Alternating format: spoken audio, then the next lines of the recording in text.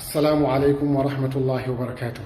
Idan kai musulmi ne mai kishin Muhammadun Rasulullah sallallahu alaihi wasallam, to kada ka saurari wannan kissa.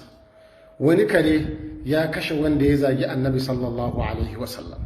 Wannan kissa Ibn Hajar al-Asqalani ne ya bada labarinta a cikin littafinsa mai suna Ad-Durarul Kamina fi A'yanin Mi'at Thamina, juz'i na 3 shafi na 202. Yake cewa wani komanda daga cikin komandojin daular ilkhaniya ya karɓi addinin nasara, sai aka zo ana biki a gaban holako. Da aka tashi ana biki, ɗaya daga cikin malaman addinin nasara a bayaninsa sai ya ci gaba da zagin annabi sallallahu alaihi wasallam. Akwai wani kare a gefe, wannan karen da ya fusata da ya zo ya tsalle ya cafi mutumin nan, ya riƙe wuyansa yana cizansa, ya yi kace-kace da shi, da ƙyar aka ƙwaci karen a jikinsa. Aka koma aka ɗaure karen a gefe. Sai ɗaya daga cikin malaman nasaran ya ce masa, wane kaga zagin annabin musulmai da kai shine bata wa karen na rai, ya zo yake ma wannan abin.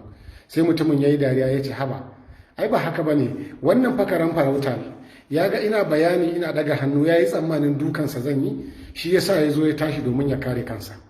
Shi kenan ya ci gaba da bayani, ya ci gaba da zagin annabi sallallahu alaihi wasallam. Wannan karen da yake gefe a daure, da ya wani ihu, ya yi wani yunkuri, ya tsinka igiyar da aka daure shi, ya je ya cafi wuyan wancan mutumin da yake zagin annabi sallallahu alaihi wasallam, ya barka masa wuya, ya barka masa makogaro, ya kashe shi a take. Ɗaya daga cikin su ya ce, na gaya masa ya daina zagin annabin musulmai, shi ne yake fusata wannan karen, gashi yanzu karen ya zo ya kashe shi.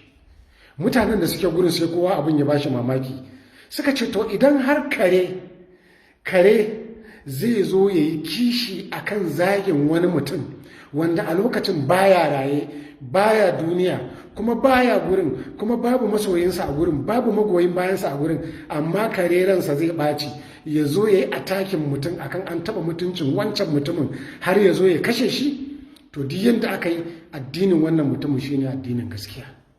A gurin, in ji Ibn Hajar, sama da mutum 40,000 suka karɓi addinin musulunci, wanda daga baya suka zo suka kafa daular musulunci, kuma suka yi wa addinin musulunci hidima.